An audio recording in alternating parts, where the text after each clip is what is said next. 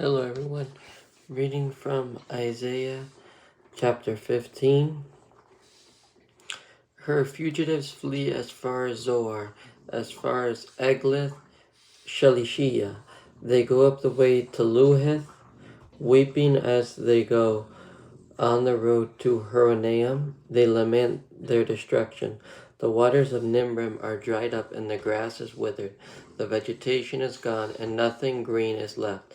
So the wealth they have acquired and stored up, they carry away over the ravine of the poplars. Their outcry echoes along the border of Moab.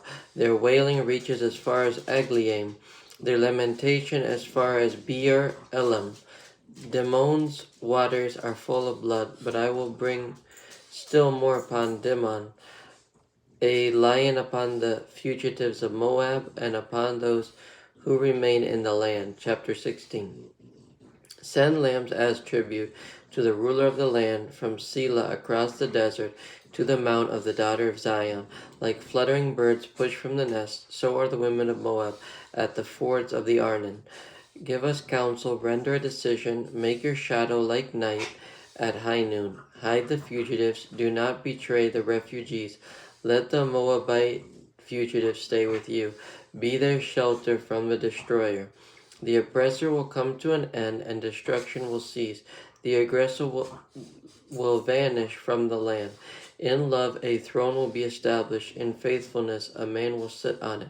One from the house of David, one who in judging seeks justice and speeds the cause of righteousness. We have heard of Moab's pride, her overweening pride and conceit, her pride and her insolence, but her boasts are empty. Therefore the Moabites wail, they wail together for Moab. Lament and grieve for the men of Kir Hareseth.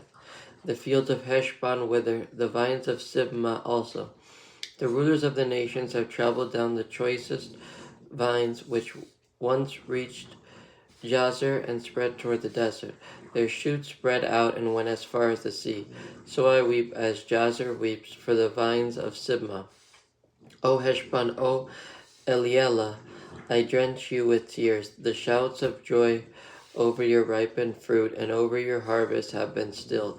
Joy and gladness are taken away from the orchards. No one sings or shouts in the vineyards.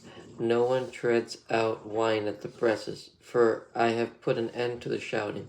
My heart laments for Moab like a harp, my inmost being for Kir Hareseth. When Moab appears at her high place, she only wears herself out. When she goes to her shrine to pray, it is to no avail. This is the word the Lord has already spoken concerning Moab. But now the Lord says, within 3 years, as a servant bound by contract would count them, Moab's splendor and all her many people will be despised, and her survivors will be very few and feeble. An oracle against Damascus, chapter 17. An oracle concerning Damascus. I'm going to end there.